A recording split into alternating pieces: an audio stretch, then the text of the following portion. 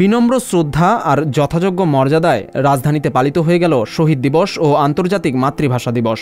দিবসটি উপলক্ষে সর্বস্তরের মানুষ ভাষা সৈনিকদের শ্রদ্ধা জানাতে পুষ্পস্তবক অর্পণ করেছেন।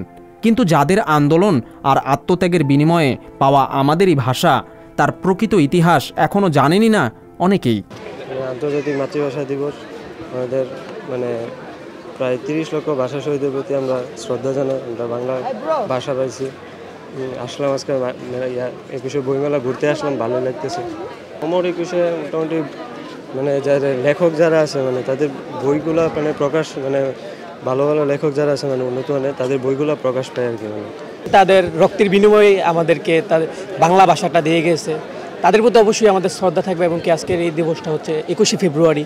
তো আমরা আজকে 21শে বইমেলায় আসছি। আমার বাসা হচ্ছে কুমিল্লা, তো কুমিল্লা থেকে আসছি আজকে 21শে বইমেলাতে। ঘুরতেছি ফিরতেছি, অনেক মানুষ, ভাল লাগতেছে।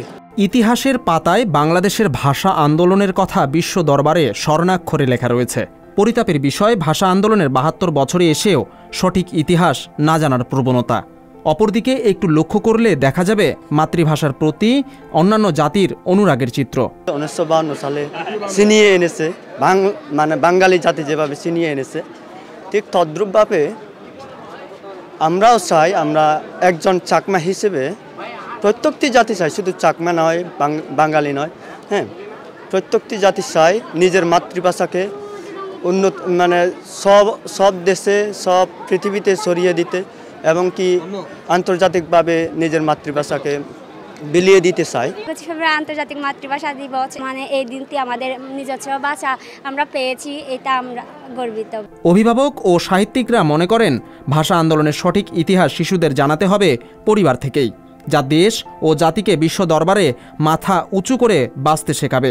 আমরা ভাষার দাবিতে যে আন্দোলনটা করেছি এবং সেই দিন ওই দিনে যে যারা আত্মত্যাগ করেছে তাদের চেতনা তো ভোলার মতো নয়। তাদের সেটা থেকে অনুপ্রাণিত হয়ে আজকে যে এই পর্যায়ে এসেছি, আমরা বাংলা ভাষায় কথা বলতে পারছি এবং পৃথিবীব্যাপী যে ভাষার এই দিনটাকে স্মরণ করে সারা বিশ্বব্যাপী এখন আন্তর্জাতিক মাতৃভাষা দিবস পালিত হচ্ছে। এজন্য আমি অবশ্যই গর্ববোধ করি এবং আমি চাই যে নতুন প্রজন্মের যারা আছেন এদের মধ্যে এই জিনিসটা আরও বেশি ছড়িয়ে যায়। আমার ছেলেকে নিয়ে আসছে এখানে বইমেলাতে, যাতে সে বইমেলা সম্পর্কে বাস্তবতা জানতে পারে এবং বইয়ের মধ্যে যে একটা আনন্দ আছে সেই সম্পর্কে সে জানতে পারে। পাশাপাশি আমি এখান থেকে শহীদ মিনারে যাব, যাতে শহীদদের প্রতি শ্রদ্ধা জানাতে পারে। সে একেবারেই ছোট, তার মধ্যে আস্তে আস্তে আমি একটু একটু করে আমি ওর মধ্যে চেতনাটা জাগিয়ে তুলতে চাই। প্রজন্মের পর প্রজন্ম বাংলাদেশের ভাষা আন্দোলনের সঠিক ইতিহাস জানবে, সেই সঙ্গে জানাবে অন্য কেউ, এমনটাই প্রত্যাশা সচেতন নাগরিকদের।